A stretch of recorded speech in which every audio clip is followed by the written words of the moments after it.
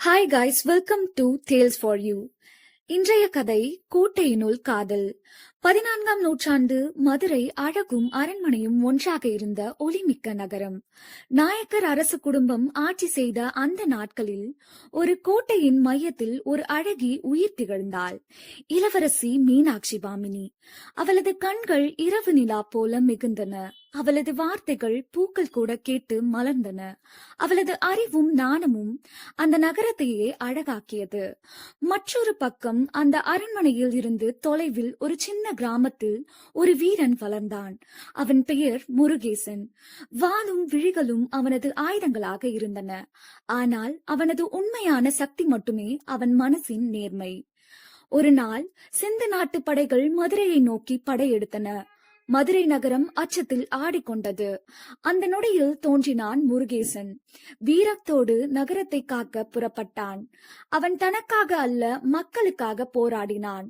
அந்த போரில் அவனது துணிச்சலும் அறிவும் வென்றது. அவன் பெயர் அரசன் அருகே சென்றது. அரண்மனையில் அவனை வரவேற்றனர். அங்கேதான் அவனை பார்த்தாள். மீனாட்சி பாமினி, அந்த இளவரசி, முதன்முறையாக ஒருவனை பார்த்த போதே அவளது இதயம் திகைத்தது. மௌனமாக இருந்த பார்வைகள் காதலாக பேசின. மழைக்கால மாலை ஒன்று அரண்மனை தோட்டத்தில் இருவரும் சந்தித்தார்கள். பசுமை விருந்தாக இருந்தது. மழைத்துளிகள் சங்கீதமாக இசைத்தன. அங்கேதான் அவள் சொன்னாள், "நீ ஒரு வீரன் என்றால் என்ன? என் இதயத்தில் நீ என் ராஜா." அவன் பதிலளித்தான், நீ ஒரு இளவரசி என்றால் என்ன? என் உயிரில் நீ என் தேவதை." அந்த தருணம் மழை கசிய, பாசம் பேச இரு இதயங்கள் ஒன்றாகின. அது காதலின் பிறப்பாக இருந்தது. ஆனால் காதலுக்கு சோதனைகள் தவிர்க்க முடியாதவை. அரச குடும்பம் அதிர்ச்சி அடைந்தது.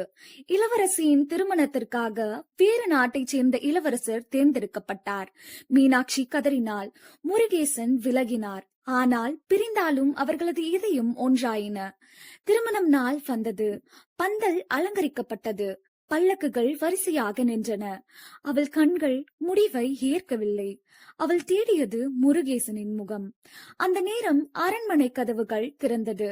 முருகேசன் நுழைந்தார்.